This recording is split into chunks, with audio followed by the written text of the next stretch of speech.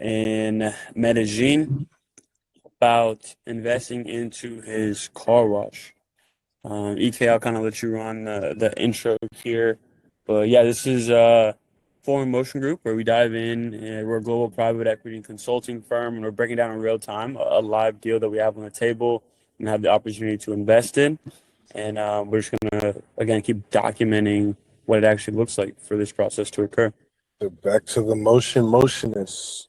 So where's the deal at? Where we pull it up what we just got sent here. Share my screen, or you got on yours the Yeah, I got it. let's pull it up. So appreciate everybody for tapping back in with us to this video. What we got to look at today here is excuse me, off the last video, the breakdown of what we were initially looking for in terms of funds, where they were looking to be spent, a description of what he was looking to go ahead and do with the capital that we would be providing, alongside with some external financial details. Those aren't in this particular document, but we're going to break it down from here. So what I guess we're going to look at first is the hard assets of this deal and what he's looking for. So these are the things that obviously are just structurally need to be put into place from a physical standpoint. So here we obviously have like a detailing area, renovation, VIP waiting lounge, storage area, and a couple other resources necessary for his physical function. So he's looking for, what is this, around, if we do some quick math, 8.6, it's 1450, around 17, that's around 25 there. So this is about the biggest chunk of the deal here, right? So, or I guess this is the entire scope on what he's looking for in terms of the 50K. I think scrolling down, these are more so the soft assets and things that different companies can go ahead and provide to them. If we scroll a little bit further down, this is the nitty gritty of where we want to be first before we get into any sort of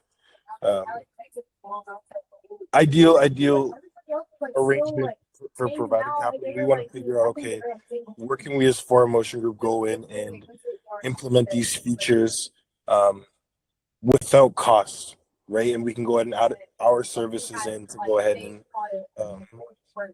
essentially help him realign his deal, like realigning his offer, right? So these are pretty cool here in terms of, like I said, these are more so the physical terms, like anybody can go ahead and provide those, but we want to know where is it that Foreign Motion Group can truthfully take him to the next level before we provide a substantial amount of capital into his project. And so there was a section, marketing and branding, right here. So this is the nitty gritty in terms of it. When we're breaking down deals, right? Hard assets, anybody can go to the store and or anybody can go to any warehouse or find the material for the physical assets of the business, like for example, like structure and camera, so on and so forth. That's what I'm talking about in terms of physical assets. When we talk about things like marketing, these are more so the soft assets that are needed for a business to go ahead and thrive, right? So marketing is everybody knows marketing is an extremely important tool, but what really is really important about this breakdown is this gives us the idea of what he's willing to spend, right? And so coming back into this place, we say, okay, here's a soft asset where we look at the digital marketing specialist, being able to look at the, I'm just gonna get there, the professional photo and video production and meta advertising. These are things where we can come in and essentially capitalize on the offer back to him. So given he's looking for these things, we want to know, okay, what is the most advantageous route to take in terms of offering him this service and being able to maximize his time. Given that, and we in our last video, if you were watching the us do a little bit of research on the back end market, we saw that he wasn't nearly up to par with his marketing ability, and that's something that we want to improve before investing a lot of capital in.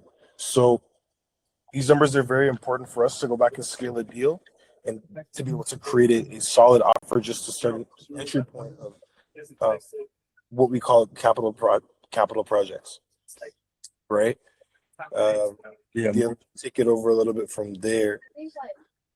Yeah. No, this is good. So yeah, you're hitting on the head. Like this is the full scope of like where the money's gonna go, and you guys will see that in the last video we talked about. Is like this is like what we asked for, right?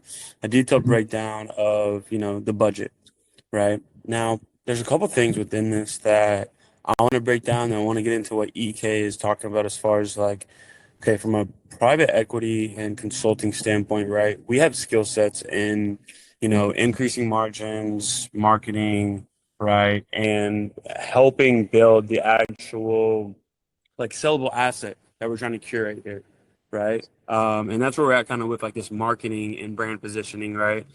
Because again, if we're gonna be investing the 50K with our guy here, right? Why outsource some of these funds away from the companies we already own internally, which is, marketing agencies of that sort and other private equity things where we can boost the overall margins that he could be getting and as well like increase the amount of cash flow coming in the door for him right now. Right. And that's what it's really about when you're putting your funds up.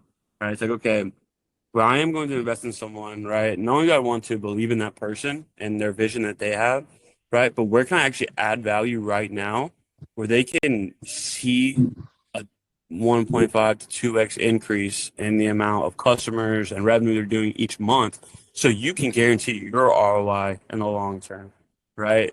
And from the first call, we broke down like of this whole offer, he doesn't really have a foundation on marketing. Everything's built on, his location, his product is great, right? Cleans the shit out of cars. And word of mouth and like referral basis, right? So he has kind of an evergreen asset that's waiting to unlock, if this gets in the right hands. And so that's another aspect that really excites us actually about this deal, right? Because it can become twofold, right? Where you can not only become an internal partner, but also a partner as far as with us in the investment, right? But I want to break down from like all of these things, right? So as you can see here, like this detailed breakdown, right? So the detailing area renovation, VIP waiting lounge, storage area, detailing equipment, marketing, brand positioning, working capital, second location expansion, right? So 50 in total estimated like is basically around like 52K, right? He's asking for 50, right? Um, and only 10 of it is going to this second location, which is not my hesitancy, I would say. And I was kind of hinting at this in the last video. If you guys remember, I'm like, is the second location even something we need to worry about right now, or should we really put the funds and the intent behind scaling this first location that's already doing 600 plus members going into their second year, and he's already looking to 3x going into the next year, right? Um, and that's something I really want to talk to Juan about, right? Because one, I feel like the second location expansion is underfunded, right? The intent of the 50K, I thought, was to open the second location when a lot of it is already going back to the first location, it looks like. So I really feel like that's where we should put our focus and build this foundation to be able to scale this thing up properly, right? But as far as it goes, right, he did a great breakdown of everything. This is where the second location expansion will come in, right? 3 months. So he wants a front advance for 3 months on the lease, right? Renovations, branding, right? Some basic furniture and just legal permits, right? So the structure, he basically wants what he had with the first location when he first started and wants that to build up and scale as well in the same regards, right? My thing is like, okay, if a lot of the working capital is already going to be going to the business that is running and sustaining right now, if we can get that from doing, anywhere between 6 to 8K a month to 10 12 to plus. 15K a month, right? Like hit a nice little like maybe like right under a 2x in the monthly revenue. I mean, that thing's just going to skyrocket as far as the appraised value. And then he's going to be able to generate the capital actually needed to go and actually open a second location by leaning on the first business, right? And again, that's what we talked about in the first video as well. We want to steer people away from using debt, right? And of course, like partnering with people like us is good debt. We're not the bank. We're not going to be fucking you guys, right? And things of that nature. But um, it's important to understand where you can utilize the assets you already have and what aspect of what you do have right now are underutilized, and you can gain leverage back so you don't have to go to people like us for money, right? And that's really what I think is like honestly the main point of what we're breaking down in this whole kind of series here, right? And then as well, again, of course, like looking to make a good partnership here and pick up where he's lacking. But I think and the main thing is like if only 10K of this budget's going to opening a second location, I do think we should focus to really scaling up the first location, making sure that's super sturdy, right? Putting the money where it probably can go to generate a real ROI because this is going to be guesswork, right? There's not even money in here I don't see for. Okay, no, there is. Okay, operational supplies. Okay, so main location. See, look, initial inventory for the main location's 4K, and the second one's only 3,500, right? So expansion payroll for 3 months, opening second location. Okay, so we have some payroll stuff in here, getting more uniforms. But again, a lot of the capital is going towards the first location. And so I want to put intent and focus into that as far as like consulting him through this private equity journey goes, right? That's kind of where my mind is at with it, just looking at this breakdown, which is Yeah. honestly why we asked for it, right? Um, but yeah, that's kind of where my brain's at with it. Yeah, no, I agree. I'm in the same place. And I think, like we said in the last video, before we go into expanding on a business or looking to take on a second location or to go ahead and expand upon its say its territory, we want to make sure that we're hitting every nail on the head, knowing that all of our procedures are getting the most out of what we can possibly get out of them in the given environment that they're in. It's very, very important that we utilize all of that. So getting back into that place of the marketing and the external strategy, it's extremely important for us to go ahead and know, okay, listen, we're able to break down this business. We're able to go ahead and see that, okay, we've utilized um, every possible option under our scope that's able to maximize its potential and then be able to take it a step further there. Because once we go ahead and have that data, once we go ahead and provide, or um, once we're provided with the data that suppresses for that to happen or allows for that to happen, then that's when we're able to go ahead and really say, all right, one, let's go ahead and take this in here and do this now. And you have two businesses that have just increased their revenue by between 20 to 40% instantly, and they're able to go ahead and just provide for themselves, right? So that's what we're really, really, really want to break down for a lot of for a lot of people that we're in business with or we're in partnership with, is that to be able to go ahead and do things the right way and to take the necessary steps to, take it a step further with where we're currently at and really maximize the current position that we're in, given that there's cash flow, given that there is a want, and given that there is a progressive need for that continued niche in the region. We want to make sure that things are on track to elevate and build territories. Yeah, yeah, So exactly, that's a big one. exactly. Yeah, So and even from like an investment standpoint, it makes more sense for us to like the numbers that he has right now with his first business are like he's right. Like it's pretty impressive what he's doing like for a car wash in just a good location, right? Um, I'm more inclined to invest into that as far as like, bro, I need to build this more to like a premium offer. I want to make it a better experience for my customers. yeah, It's a no-brainer investment because you already have clientele. There's a way for us to maximize more clientele if we're investing the capital correctly, yeah, right? I'm more inclined as an investor to put funds up for that than I am on the basis of a second location, right? When the foundation isn't even laid and there's so much more room for opportunity, right? Like, and he's going in the right direction, right? Because this is what we were breaking down before. And like the first thing, right? It's like, you know, you can put it in a VIP lounge, right? We can give the customers more room for upsells, right? Make them feel at home. Even little things like little air fresheners, right? Just like vending machines, like just areas for that to where again it just boosts the overall margins going back to the company, and then that's a guaranteed investment on both ends, right? um And that's something that really piques my fancy when it comes to this deal, honestly. No, I agree. I think if we're to take this a step further, getting back into the place where we're looking at soft assets, do you have a like an open sheet of paper like on your computer we could write this down for the people? Like could we create like a little jot note almost? There's a couple details that I want to show like the people on what we should look into do in terms of taking the next step now that we're here, Yeah, especially you given want to where our like skill sets. write Yeah, like this, like, yeah, like a little notepad or something. Just in terms of like the capital that's like we'll call it like the soft capital. So first things first, what we should be looking to do, this we'll call this segment the soft capital or the place where we can automatically make impact within this deal.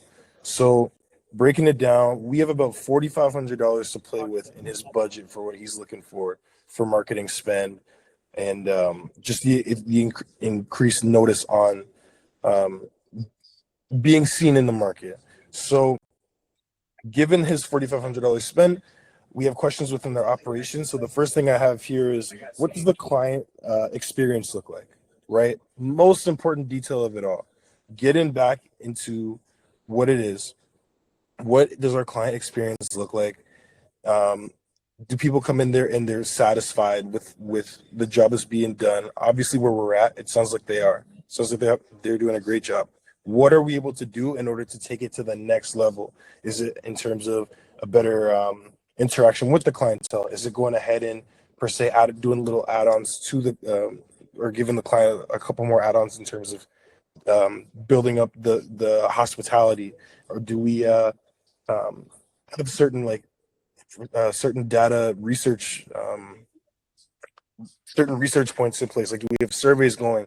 Do we have soft marketing on the property showing luxury and exposing the brand, things in that nature? So what is the current client experience? The second thing right. is the time rendered to a client, and does it serve in their day? How can we go ahead and take on to um, the client's time? Like, is it do these clients love coming here? Is it the perfect amount of time for them? Because when you're getting a car wash, I think something that's very personal to people is um, obviously time spent on a vehicle to know that it's clean or not. You go to certain places in a car wash, might take 3 minutes or it might take 30 minutes. What is the difference in exposure? Is that something that a client is more inclined to? Something more speedy, where it's boom, boom, the impact is greater, or do they want something more tender to the care and the luxury of the service, right? And I think Right. another thing that we're looking into for the third thing is obviously price point, right? At our price point, in terms of uh, what our clients are paying for the service, are we able to add a little bit more in there to make a client happy? Are we at the peak of where our prices make sense? Are there certain add-ons or different things that we can put into place in order to again elevate that client experience? Those are all things that go into um, like our soft assets, being able to create a hospitable environment and an environment where the client truthfully cares. Right. So those are things that we need to look into from that point of view um, when creating a deal or setting back into our services now, by just simply being on the ground and saying, okay, here's where we're going to break down a plan in terms of getting the most out of our clients and being able to say, okay, let's obtain this data, be able to go ahead and essentially do the math with the data that we're given, and then provide an even better product so that we're able to see those returns. And then that's how we go ahead and really boost the margin, just in the point of being able to see these three things right here. Yeah. So, right. So, Yeah. I 100%. think that's our next goal with this. So, given we have about $4,500 within the marketing spend, these are certain things where we'll go back to Juan now and say, okay, Juan, we'll come up with a number for him, for us to go ahead and do it for him. And that will be our entry point into the next point of the deal of actually being able to get him that 50K, given that all goes well on both sides. Yeah. Yeah. I'm following. Following. I think I was breaking it down with Claude earlier too, just based on some of the stuff, like based on this new proposal he sent, right? So want to jump into this too. Always got to throw in what AI is talking about these days, right? Yeah, Um, because it analyzes it on a different level. It's pulled competitors for us, analysis, whole 9 yards, right? But I think it's spot on to exactly what all we've been talking about, right? Which is always a good sign, right? It was also saying that this is good. We can really see where the money's going, right? What changed and why it matters. This is meaningfully better than the original deck. He's line itemed every dollar with the actual sub breakdowns. You can see exactly the 8,500 renovation buys, equipment buys, high level specificity specific. signals a real operator who's actually gotten quotes, not someone making up round numbers. Well, it's solid, right? So 8K to equipment spend is the highest ROI line item here. The industrial pressure washer alone reduces service time and increases throughput, directly tied to revenue, which is good. The detailing renovation creates the physical infrastructure to actually deliver the premium services. That would move the AOV, so the average order value, right, which is how much someone pays each time, which is literally what we were just talking about, right, over here in the notes, right? This moves the AOV from, call it 30K toward that 60 to 100K plus, right? So doubling what a customer might spend because of that customer experience, right? These two together, right, are what directly connect to fixing the core problem we identified, the gap between premium menu and the volume wash average order value, right? So like EK is talking about, right? Like based on the customer experience, right? Are they coming for the luxury wash? Are they coming for the speedy wash, right? But really giving them more room for the upsells, right? That can allow them to have that luxury experiences where you can really differentiate themselves in this market while maintaining maybe, the speed or what the customers really like. But we have to understand that through, gathering surveys, customer feedback, right? Gathering reviews, right? And that's, again, that is marketing, right? That is marketing, which is what we're getting at. Um, and again, this also helps you scale the second location too, right? Now, what's questionable, right? So the second location, 10.5, right? This is the riskiest line in the budget, and it's underfunded for what it's attempting. Okay, so I pointed this out as well, right? So this is good bringing it up. 4,500 covers 3 months lease, 3,000 covers renovation, and 1,200 covers signage, all for a brand new operating location. That's thin. No equipment budget is listed for the second location at all, which means it would presumably run off whatever capacity exists at location one, or the equipment line is being double counted. If location two needs its own pressure washers, vacuums, polisher setup, that's another 8K not accounted for here. The 11.5 working capital is also split between two locations, with 2K covering 3 months of expansion payroll. That's very lean if they're adding staff for two sites, right? It likes the VIP lounge. That's a strategic call.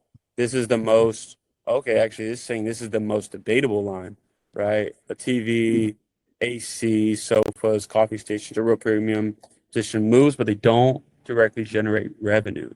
I don't know. Almost disagree with that. I I'd would almost too. disagree with that.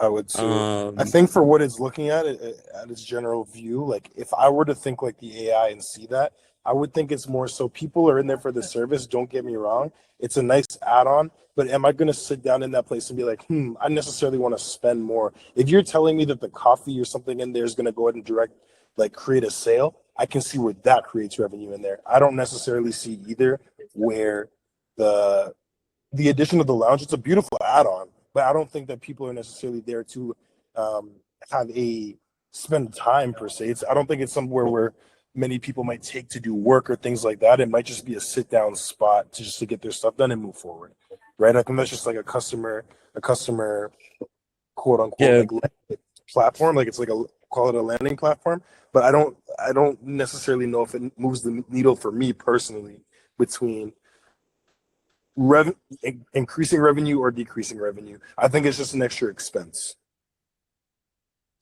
yeah, but I, I almost think that it's like, hey, hold on, let me finish this. The argument for it is that the premium waiting environment increases upsell conversion. Yeah, okay, this is what I was thinking, right?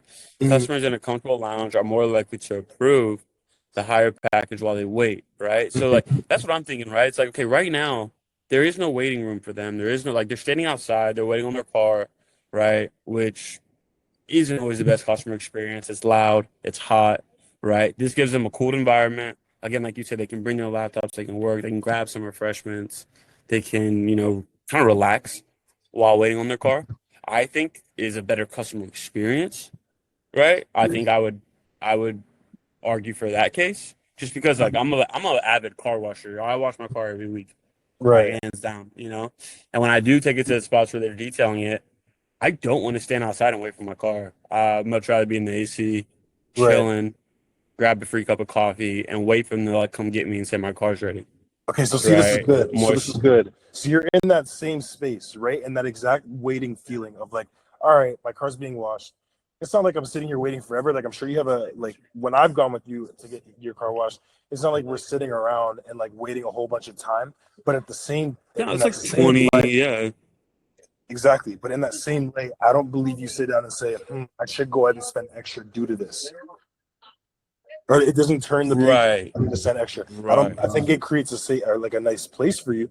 But remember, if we're talking about truthfully taking it to the point of like increasing a margin, I believe it just becomes an added bill, maybe 6 to 10 times, like Mm, 6 out of 10 times, unless you have somebody that's directed in there to your car saying, you need this and this and this. Kind of like how a Jiffy Lube would do it, or somebody like that, where they're working on your car and tell you, hey, this is where we go ahead and see this. Are we able to go ahead and do this? Blah, blah, blah, blah. You understand what I'm saying? That's where I see yeah, the that's that being interesting. that's more of like that's a psychological base where it's like, okay, you're relaxed now. I'm gonna let you know that there's something that needs to be done in the car. I'm gonna upsell it, right? Even though Right. sell it, and then from there, that's what creates the income. But I think just off of the standard service, without that kind of that interaction between the company and the client, I don't believe there is a definite increase in sale there. I don't believe that's an upsell. I think that's more that could very easily turn into just an additional bill. It's a great place and definitely creates another level of comfort. But we got to look at it from the perspective of, okay, what is it about this that generates a dollar? Right. Right.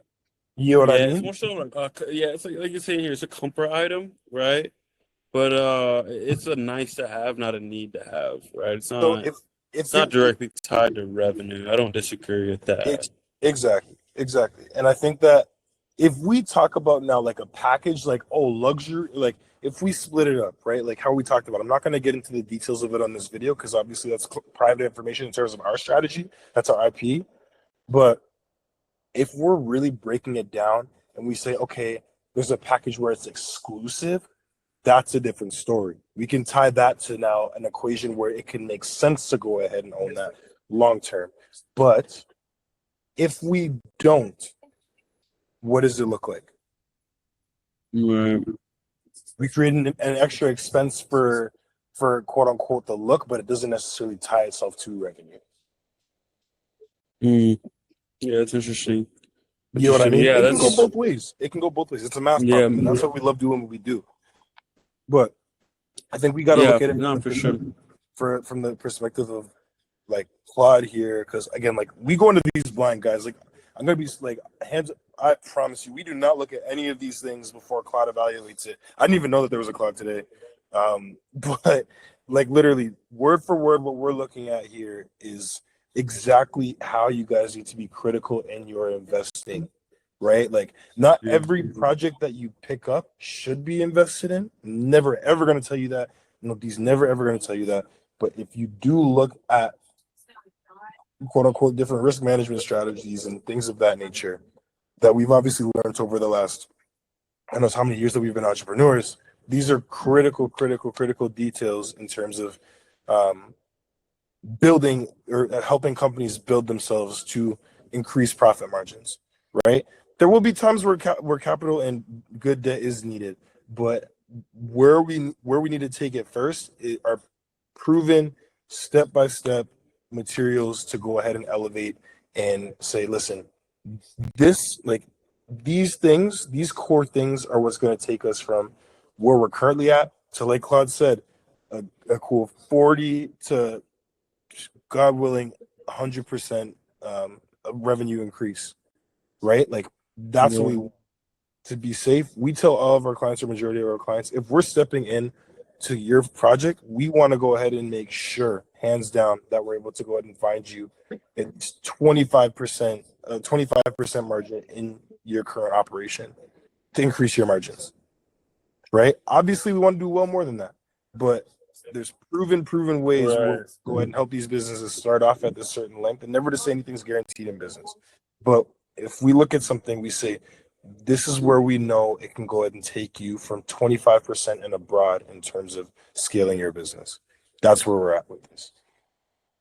Yeah, exactly. This is the term, right? It's EBITDA, right? It stands for earnings before interest, taxes, depreciation, and amortization, right? This is the measure of a company's overall operational profitability and cash flow generation, stripping away all of the other variables, right? If you can increase your EBITDA from where you're at right now, right? Not all the other stuff on top, you will 100% be successful, And right? scale And like that is what we're looking at, right? This is literally like the core for business performance across all many industries, industries. Yeah, right? the Now, I truth. think Claude has given us a good like kind of wrap up here to kind of conclude today, right? Like so the breakdown, right, makes core renovation equipment investment look legit and well thought out, right? Which I don't disagree, right? He's giving us good stuff. We're putting this deal together, right? The two concerns that remain unchanged from the original analysis, still no P&L, right?